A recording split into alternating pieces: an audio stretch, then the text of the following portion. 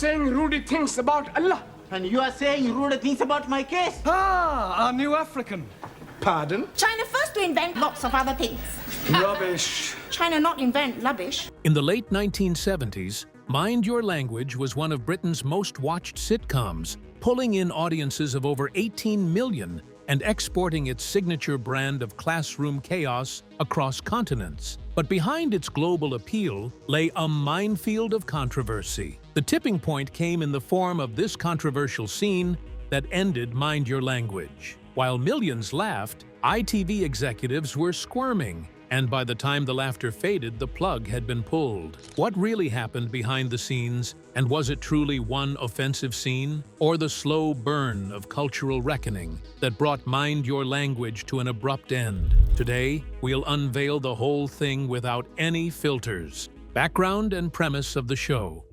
When Mind Your Language premiered on 30 December 1907 on ITV, few could have predicted the cultural lightning rod it would become. Created by veteran British writer and producer Vince Powell, who had previously co-created successful sitcoms like Love Thy Neighbor and Bless This House, the series marked yet another foray into the realm of race and social integration, this time through the lens of language learning. Produced by London Weekend Television, the show was set in a fictional adult education centre in London and revolved around the everyday misadventures of a group of foreign students enrolled in an English as a foreign language class. At the heart of the show was the affable and well-meaning teacher Jeremy Brown, played by Barry Evans, an actor previously known for his role in Doctor in the House. Brown was portrayed as a tolerant, occasionally flustered young man attempting to maintain order and patience in a classroom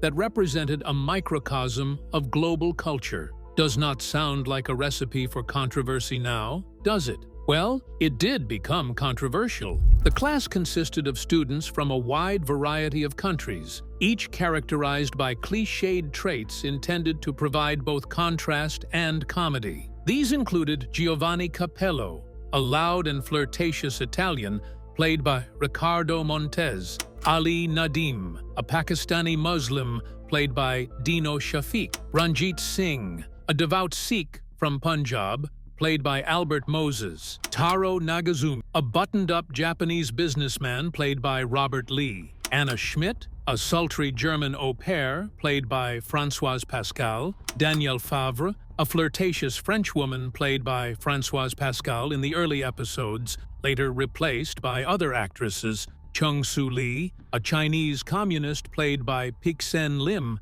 and Jamila Ranja, a timid Indian housewife played by Jamila Massey. The humor primarily stemmed from mispronunciations, misunderstandings, literal translations, and clashing cultural customs, with Mr. Brown often playing the straight man amid the surrounding chaos. The school's authoritarian principal, Miss Dolores Courtney, played by Zara Nutley, added another layer of tension and comic relief, frequently berating Brown for his inability to control his unruly students. Despite the repetitiveness of its setup, the show's first 3 series managed to find enduring popularity, thanks in part to its episodic nature and easily digestible formula. At its peak, it pulled in over 18 million viewers in the UK, placing it among the most watched shows of the time. The series ran for 3 seasons from 1977 to 1979, totaling 29 episodes plus a Christmas special.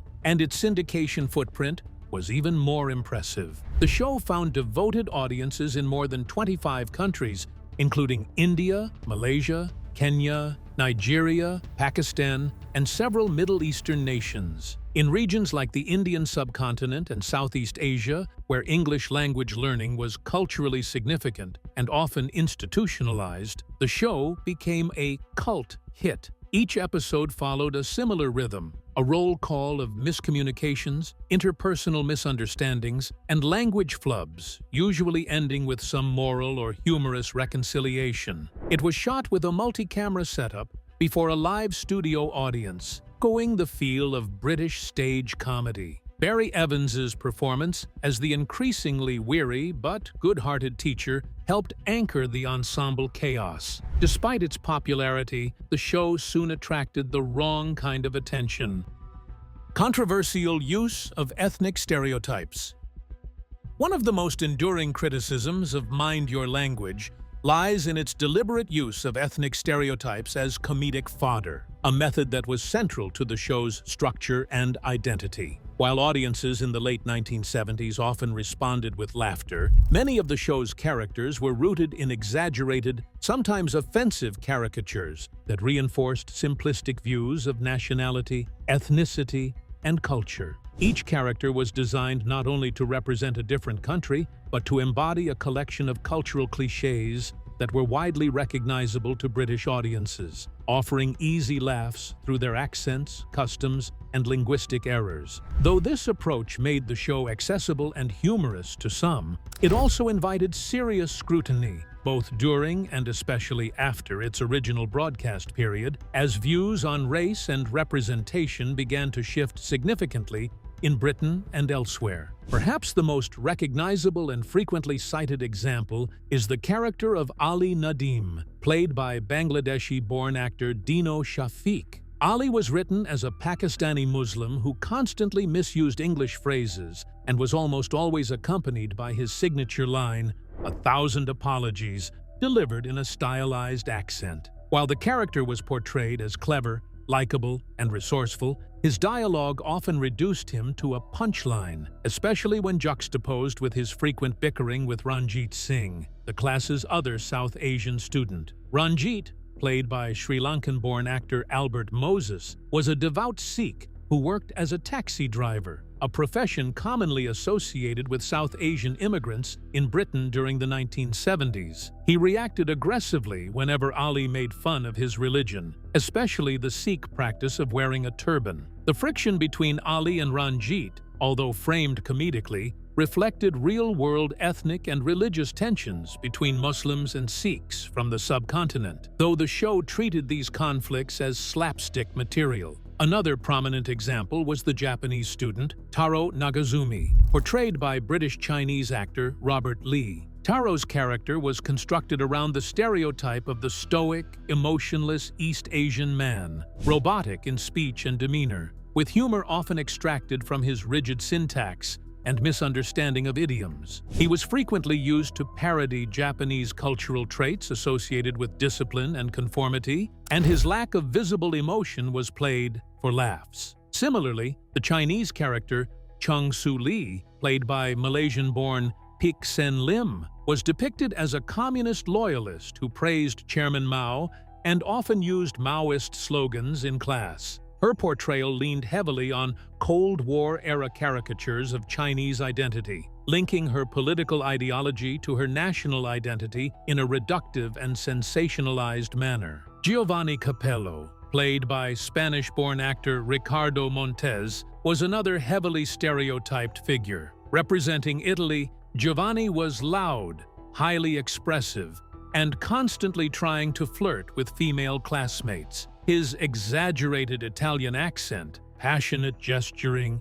and poor grasp of English grammar were designed to play on familiar tropes about Italian machismo and lack of restraint. His mispronunciations, like saying "a comma a on a," teacher, or confusing sheet with a curse word, were among the show's most repeated gags. While the character was meant to be harmlessly comic, he reinforced a shallow image of Italian men as womanizers and bumblers, which did not sit well with Italian communities. Criticism of these portrayals was not limited to hindsight. Even during the show's original run from 1977 to 1979, there were voices raising concern. Several members of Parliament, including some from the Labour Party, publicly criticized the show's premise and content, suggesting it encouraged outdated colonial views and racial stereotyping. The Campaign Against Racism in the Media, an organization formed in response to rising concerns over media depictions of minorities,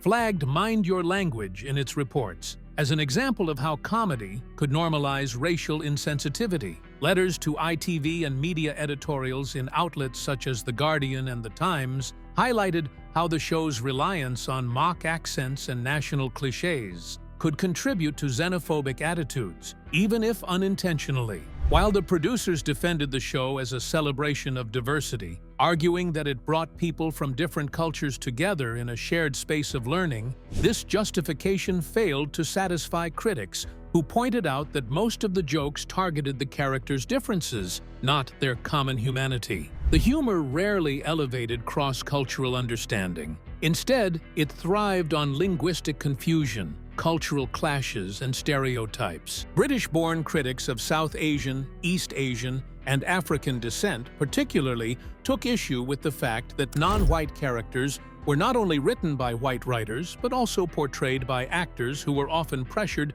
to exaggerate accents and behaviors. Even the show's creator, Vince Powell, acknowledged years later in interviews that the show would not be made in the same way today. These concerns became even more pronounced as the social climate evolved into the 1980s. In the wake of events such as the 1981 Brixton riots and the rise of the National Front, British media was forced to reckon with its role in perpetuating racial divisions. Shows that had previously been accepted as harmless or humorous were now under review. ITV executives, including Michael Grade, who became the controller of entertainment at London Weekend Television in 1977 and director of programs in 1979, began advocating for programming that reflected the realities of a multicultural Britain without reinforcing negative stereotypes. Grade was one of the key figures behind the cancellation of Mind Your Language in 1979, citing the show's politically incorrect tone and its incompatibility with the direction ITV wanted to pursue. Importantly, the criticisms of Mind Your Language also coincided with a broader reassessment of television comedy. British sitcoms of the 1970s had often relied on racial and sexual stereotypes, including shows like Love Thy Neighbor and Till Death Us Do Part. But by the early 1980s, programs like Desmond's, which portrayed a British Guyanese family running a barbershop in Peckham, began to replace older models of representation. These newer shows, often created by or in consultation with members of the communities they depicted, were praised for presenting multidimensional characters rather than one-dimensional stereotypes. Despite the backlash, Mind Your Language retained a loyal fan base, particularly outside the UK. In countries where the cultural context differed significantly, many viewers did not perceive the portrayals as harmful but as light-hearted and relatable. In India, Pakistan, Sri Lanka, Malaysia, and several African nations, the show was rerun throughout the 1980s and 90s on public broadcasters, often with great success. Besides all of this, there was a specific scene that cost the show its airtime. This was in 1979. The controversial 1979 Christmas special scene.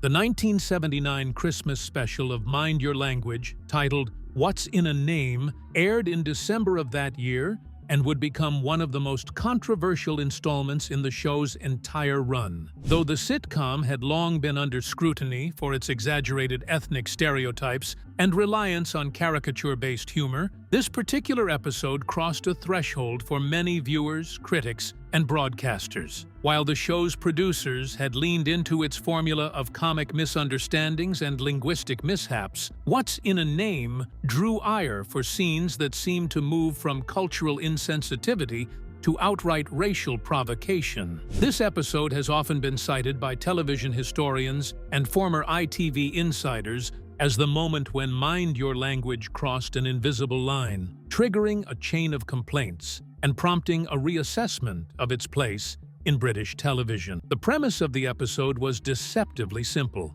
In typical classroom fashion, the characters are asked to explain the meanings or origins of their names, which leads to a string of miscommunications, malapropisms, and puns. However, the writers, Vince Powell and his team, chose to inject a sharper edge into this seemingly harmless theme. A recurring gag throughout the episode involved students mispronouncing names or translating them literally from their native languages into English, often resulting in accidental insults or suggestive double entendres. While such humor had appeared in earlier episodes, it was here that the consequences of this approach were more pronounced, particularly because the misunderstandings veered into racially loaded territory. One of the most widely cited scenes involved an exchange between Ali Nadeem and Ranjit Singh. In this episode, the writers scripted a scene in which the misinterpretation of each other's names and religious affiliations led to veiled insults. Ali,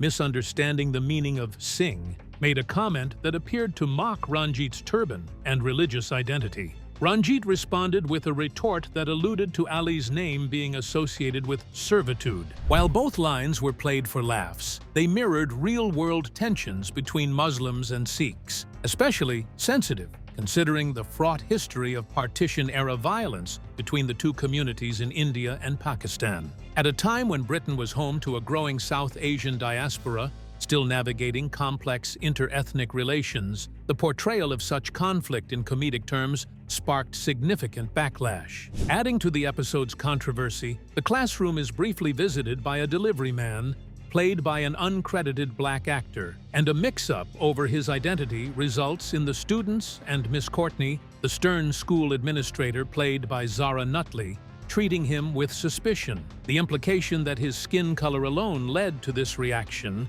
while framed as a comic misunderstanding, did not sit well with viewers and anti-racism campaigners. Several advocacy groups, including the Campaign Against Racism in the Media and members of the newly formed Commission for Racial Equality, cited this scene in formal letters of complaint to ITV, arguing that it perpetuated harmful stereotypes about black people and normalized racially motivated profiling.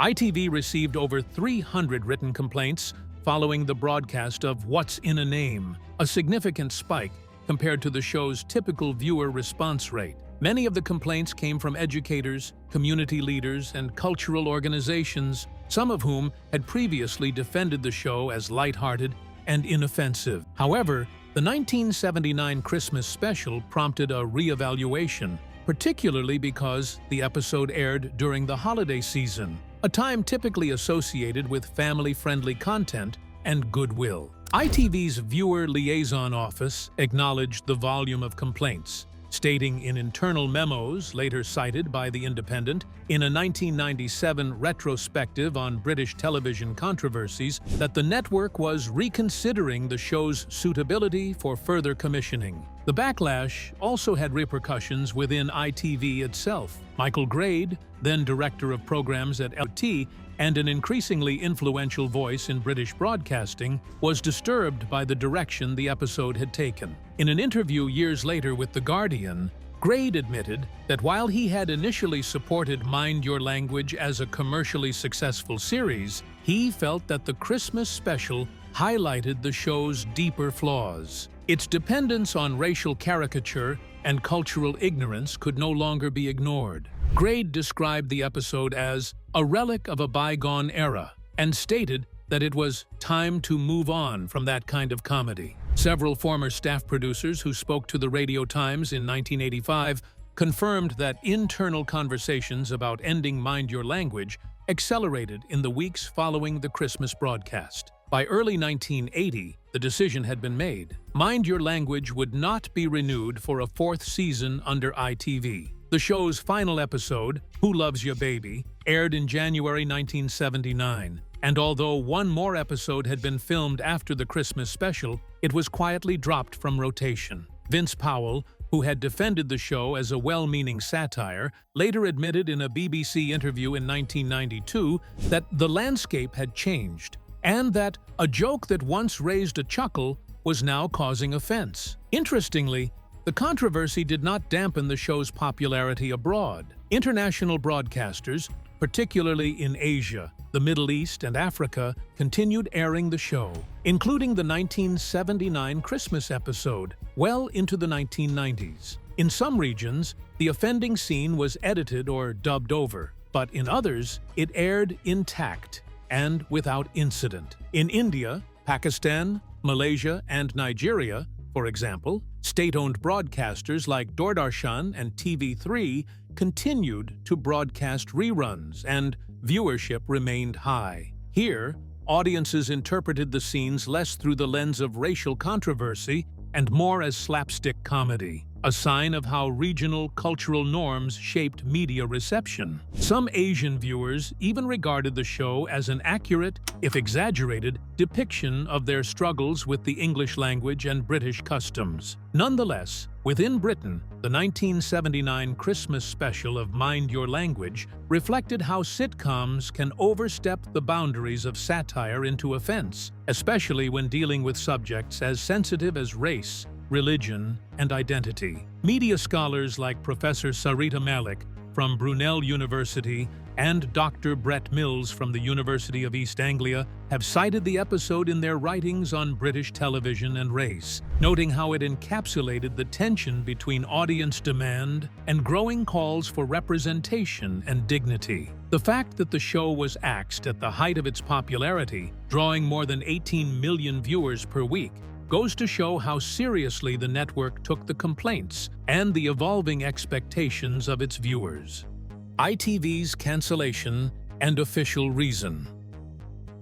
When ITV cancelled Mind Your Language in 1979 after 3 successful seasons and a Christmas special, the decision appeared sudden and bewildering to much of the viewing public. The show, created by Vince Powell and produced by London Weekend Television, LWT, was consistently one of the most watched comedies of its era. It drew more than 18 million weekly viewers at its peak, according to official ITV ratings reports, and had been successfully syndicated in over 24 countries. Yet, despite this remarkable popularity, ITV pulled the plug. The official explanation offered by Michael Grade, then controller of entertainment at LW, was that the show was no longer compatible with the broadcaster's evolving editorial vision for a modern multicultural Britain. Grade labeled the sitcom politically incorrect, stating publicly that its content had become embarrassing in the context of changing social values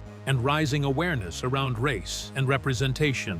Grade's remarks, recorded in numerous interviews and trade publications from the early 1980s, made clear that the network's issue wasn't with the show's ratings or profitability, but with its message and tone. "We felt it wasn't doing justice to the diversity of modern Britain," Grade told Broadcast magazine in 1982. "It relied too heavily on mockery and stereotypes. It may have been funny to some, but it wasn't funny enough to justify what it said about people." Grade, who had just begun consolidating his influence at ITV following his tenure at was keen on reshaping the broadcaster's image. His push for progressive, forward-looking programming made Mind Your Language an uncomfortable relic in a lineup that was beginning to feature more socially conscious dramas and inclusive comedies. Behind closed doors, however, other factors were also being discussed. According to archived memos from LWT's program commissioning department, executives had expressed concerns about the show's creative stagnation.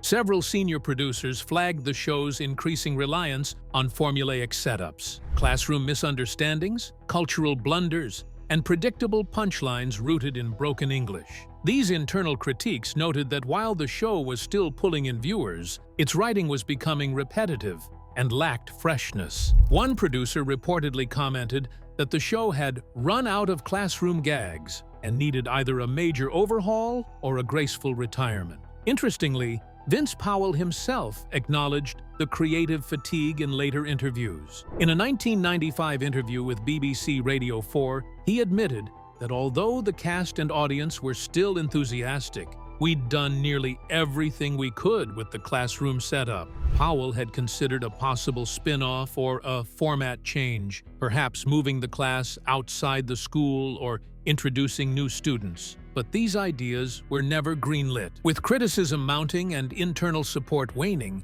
cancellation seemed like the path of least resistance for the network. Despite these behind-the-scenes deliberations, the show's public reception remained overwhelmingly positive, especially among British viewers of immigrant backgrounds who related to the students' struggles with language, accents, and integration. This disconnect between institutional critique and public enthusiasm created confusion after the show's termination. Many viewers assumed the show had ended due to dwindling ratings or the unavailability of lead actor Barry Evans, who played the teacher Jeremy Brown. In reality, Evans was still under contract and willing to continue, and the show's numbers had never dropped below 12 million during its original run. Further compounding the sense of confusion was the show's ongoing success abroad. After its UK cancellation, Mind Your Language found a second life through international syndication, especially in non-Western markets. State and private broadcasters in India, Pakistan,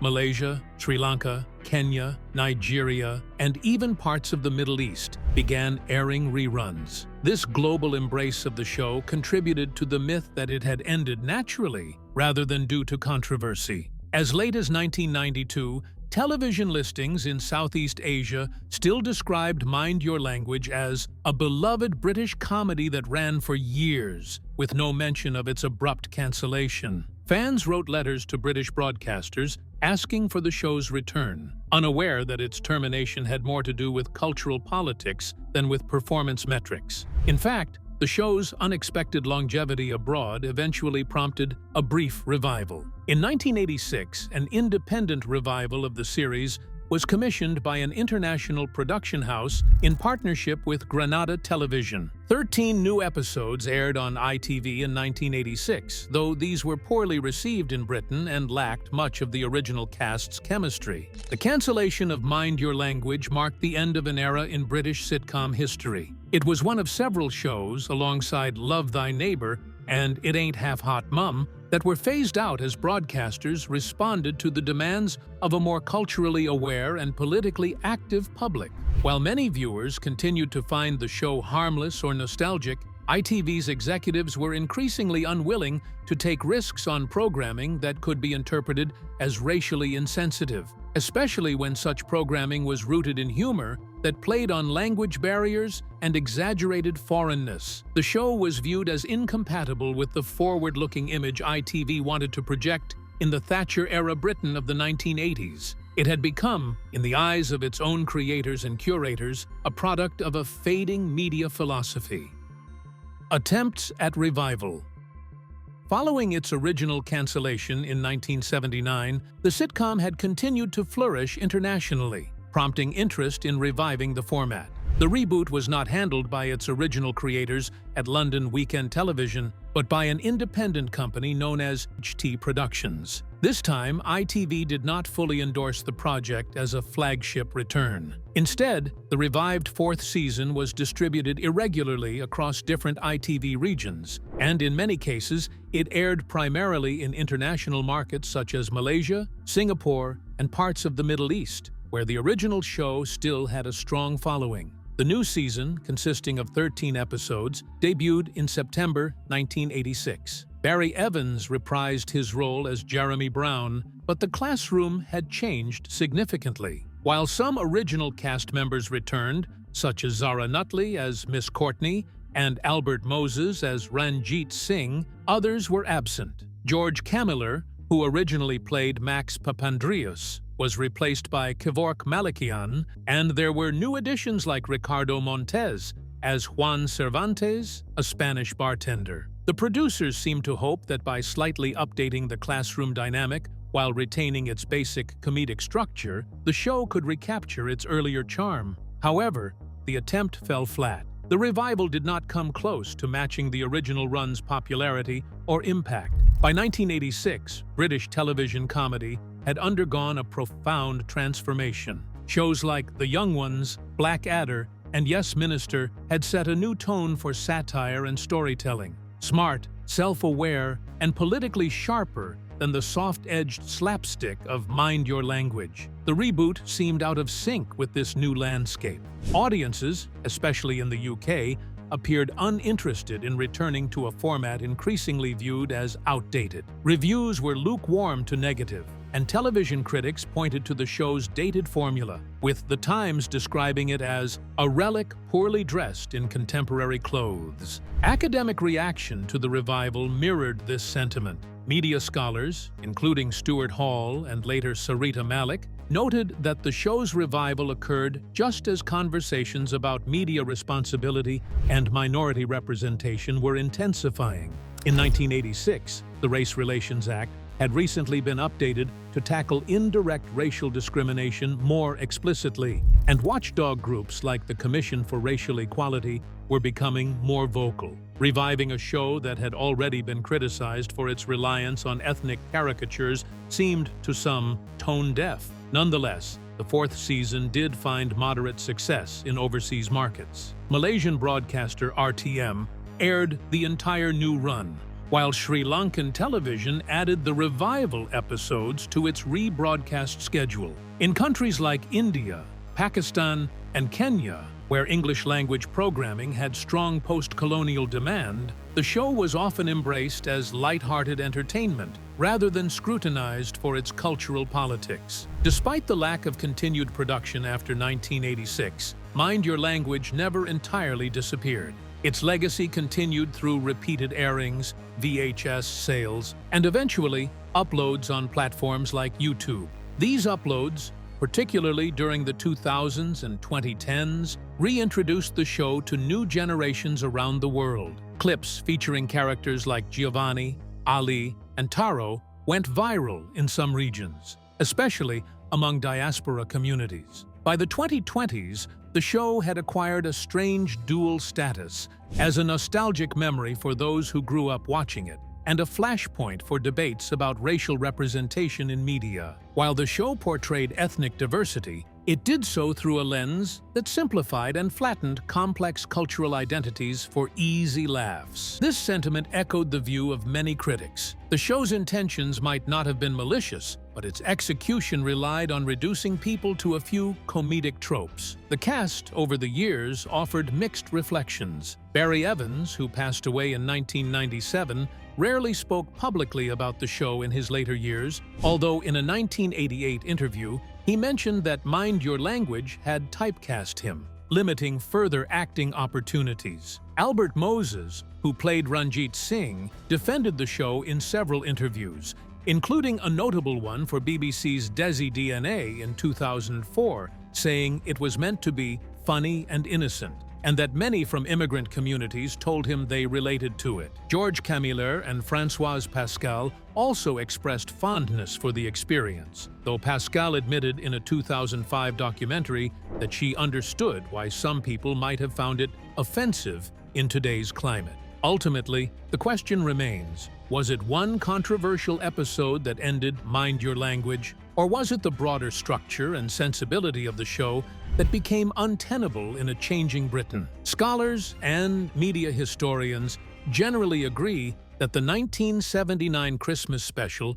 may have triggered increased scrutiny due to several problematic scenes. But this episode, while certainly controversial, was not the sole reason for the show's downfall. The show's entire premise of placing exaggerated ethnic caricatures in a confined classroom and making their struggles with English the subject of humor was increasingly out of step with the UK's shifting socio-political context. Michael Grade's decision to cancel the show in 1979 reflected growing institutional concerns about multicultural representation and the responsibilities of public broadcasters. The failed revival in 1986 and the lukewarm response it received confirmed that the show had become a cultural artifact, still remembered and even loved by many, but no longer viable in its original form. Well, that's it for now. Thanks for watching. Did you like this video? If you did, please consider liking, dropping a comment,